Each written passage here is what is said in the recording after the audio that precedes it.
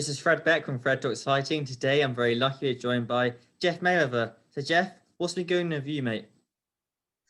Um, been real busy. Training probably about 7 fighters.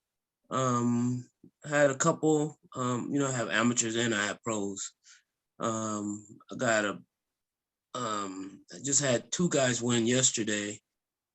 Amateur fights in St. Louis, and then I have a pro fight coming up May 1st in Mexico. That sounds so good. It sounds like you're very busy as well. Training 7 pro fighters. They're going to want a lot of attention. As you can see, I haven't got the usual setting because normally I got the Manny Pacquiao thing, the boxing glove behind me. But I'm in Norfolk now because my dad wanted to come out to Norfolk, so all right. And what I've been doing is I need a bit of money because I want to go travel to the United States. I want to come to your gym. You can do a Zoom session, Jeff, see if you can do me. But I want to come to the United States. So I've went and got a job at the local pub doing being a kitchen porter. And that's just a fancy word for doing the washing up. But can you remember what your first job was though, Jeff? Let me think. Oh, my very first job, I worked in the parks. In the what? In the parks, and I would clean up roadside, like pick up trash that was on the highways. And did you enjoy that, or was that a bit boring? No, it was fun. It was fun. I mean, I had some. It wasn't just me. It was probably about 5 or 6 of us, and so we was having fun. I mean, every once in a while, it's weird that you could find money on the freeway. I mean, and so it was kind of weird. I mean, because one day I had found like about $40, and I still remember it to this day. And I can go back to that exact same spot where I found that $40. That sounds great. That's such a long time ago. It's so good you can remember those sort of thing. That sort of thing, sorry. So if we just talk about, there's 2 big boxing fights that happened only just yesterday, the Demetrius Andrade and Liam Williams, and then the Jake Paul and Ben Askren fight. If we start with the Ben Askren and Jake Paul fight, I remember seeing a video, I think it was on the Mayweather boxing channel, where you were hanging out with Ben Askren. What was he like to be around, and what tips did you give him? Well, I mean, I didn't really give him any tips or anything because I didn't really work with him. I mean, we just talked. I mean, very nice guy, very humble guy, and I was pulling for him, hoping he had a chance. But when he said he only had 12 weeks to get ready, I didn't think he was going to win. And I even said that to him, and I liked his attitude about taking the fight. I mean, I'm getting paid more than I ever did in my life, and he already been kicked in the face and got knocked out at in 3 seconds. So there's nothing that you can do to embarrass him any more than that. So, and like he said that this is not gonna. He said only thing, the money's gonna change my life, but it's not gonna change my life. Me being the person that I am, and so basically, I mean, I had the utmost respect for him. I mean, Ben Askren, he seems like a guy you'd meet in your local supermarket. He seems like a guy who's very friendly. And I remember him saying he's already being mocked about the 3 second, or sorry, I think it was 6 or 7 second flying knee got knocked out by Masvidal, and that being mocked by something else won't really change him because he's just focusing on coaching his wrestling. And so you're saying there, but you thought Jake will win. But did you think he was going to win in the first round by TKO? Well, I mean, I didn't think it would be that fast, but at the same time, I mean, Ben Askren is not a boxer, and you're not going to, like I said, in 12 weeks, you're not going to learn how to box. And the one thing is this: people think that just because you can take those kind of punches in the UFC, you're going to be able to do it in boxing, but it's totally different. The sports are different. Even though you have those small gloves, most guys in the UFC don't even know how to throw punches like boxers. So, and that's the difference, is that he got hit by a guy that's been been boxing for about 3 years now. And basically and is a big guy that and can punch pretty good. So, and I mean, he's not, of course, he's not technically, he's not the greatest fighter or anything like that, but he has a huge following, and I mean, and people are going to tune in to see him. And as of right now, I mean, he still hasn't fought, a legitimate fighter, but don't get me wrong, there's fighters out there that he could easily beat. I mean, that I'm talking about guys that had upside down records and things like that, but but they don't have a name. So if they don't have a name, it means nothing. So that's why he's searching for guys. Now he's searching for guys that basically have a name, have a follow, not necessarily a following, but still have a name in their sport.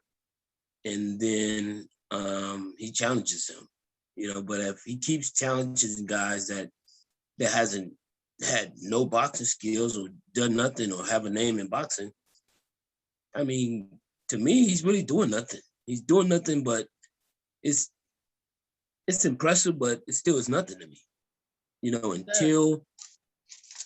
until he actually does fight a fighter that's at least halfway decent, a fighter that has like maybe a 8-2 record or something like that.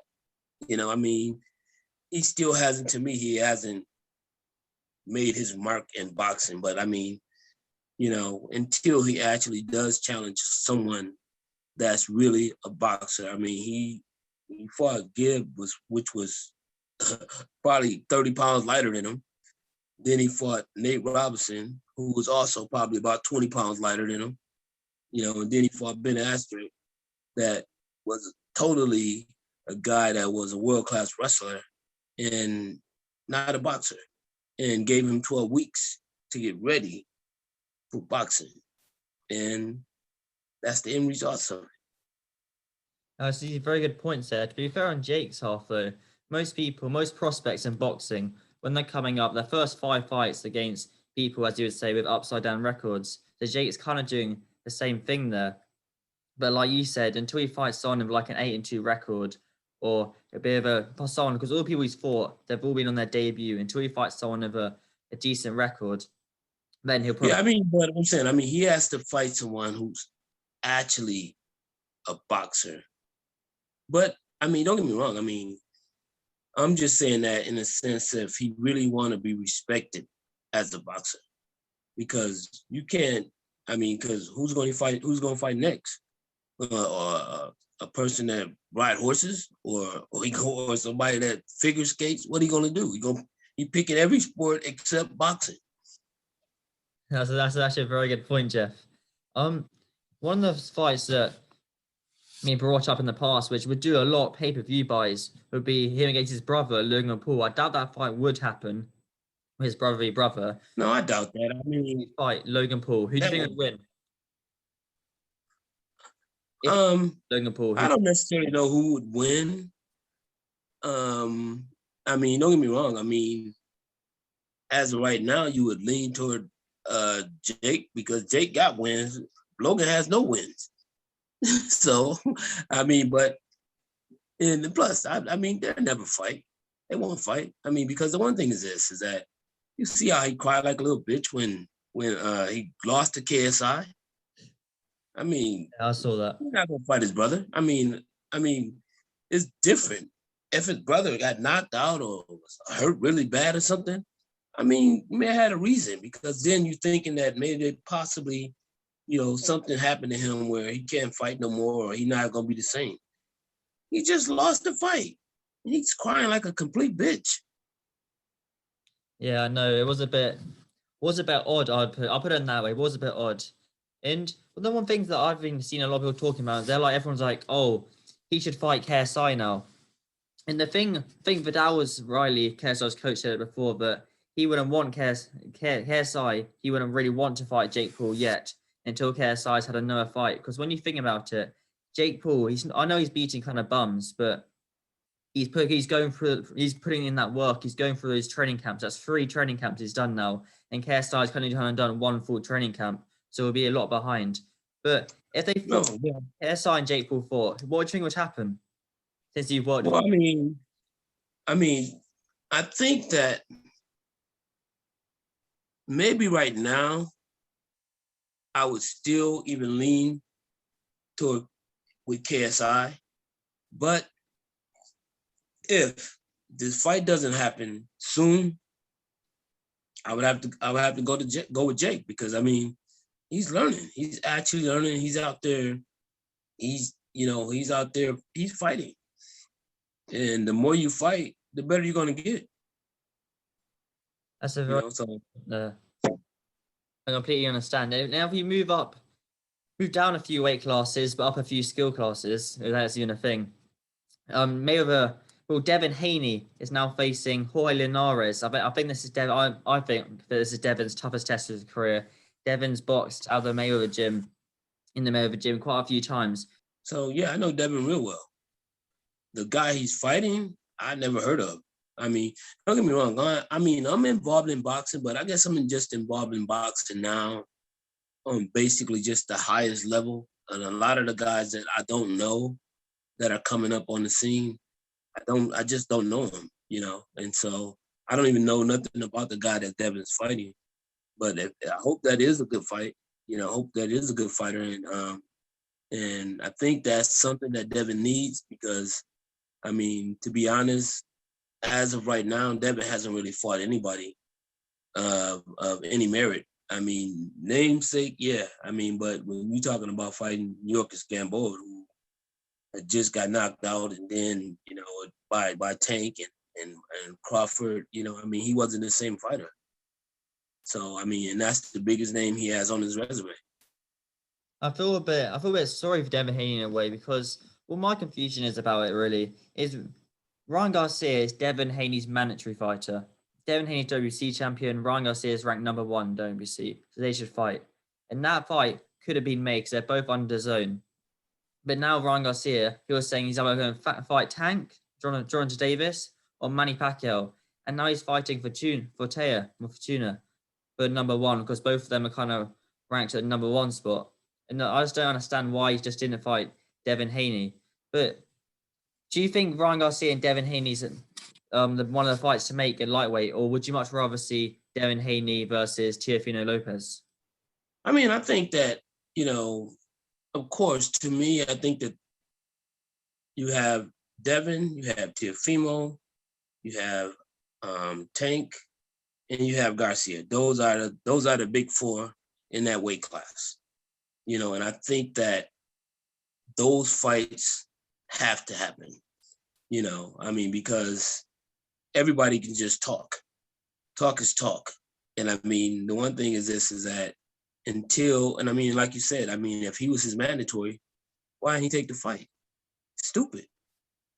I mean, because what is he trying to do? Because I mean, the one thing is that at some point, I mean, if you work this hard to get to the number 1 spot, and then you say, "Oh, I'm not going to fight him," I mean, that's bullshit to me. I mean, especially when you're talking about calling out all these other guys that don't even have to fight you, when it's mandatory that the guy that has the belt is supposed to fight you. Yeah, it does seem very, very odd. And now Tank's gone up to 140. So I'm not really sure why he's fighting at 140 when he could be fighting at 135, and then the next fight could be one of those 4. Anyway, Jeff, I don't take too much of your time up, but you're all right. I was listening to your podcast, and it says that you're the 43rd best ever. Well, that's bullshit. I was listening to it, yeah, and it says that. But don't worry, I think they vote on the rankings, though, Jeff. I think they vote on them. Well, no. I mean, no one never ranked. No one ever did no survey or no crap like that. I mean, the IBO championship hasn't even been around long enough for somebody to say anything realistically. You know, I mean, it's a minor championship. Hasn't risen to the level of the WBO, WBC, WBA, you know, and IBF. You know, I mean, it hasn't risen that way, but I mean, you do have certain fighters that with big names that have had the IBO title just like, you know, anyone else.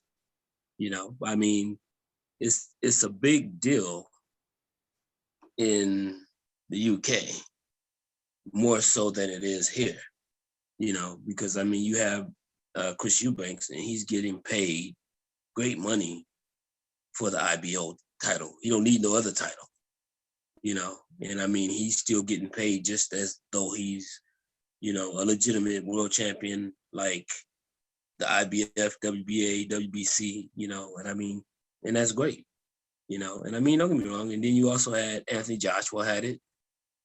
So there's been named fighters that had it. Even Manny Pacquiao had it. You know, so there's fighters that have had. I mean, I wouldn't say I'm ranked above them, but I'm ranked. I know I'm not ranked a damn 43.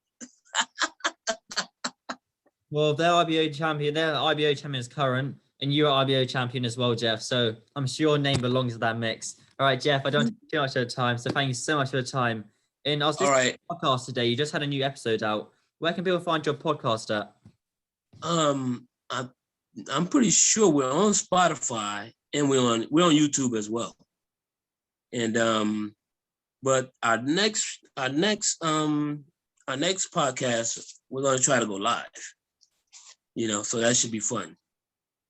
So you'll be sleeping. Yeah, I'll be asleep, but because in the UK. But I'll put the link in the description for the podcast. So Jeff, thank you so much for your time. As always, it's been great talking. All right. Thank you very much. Okay. Thank you. Thank you.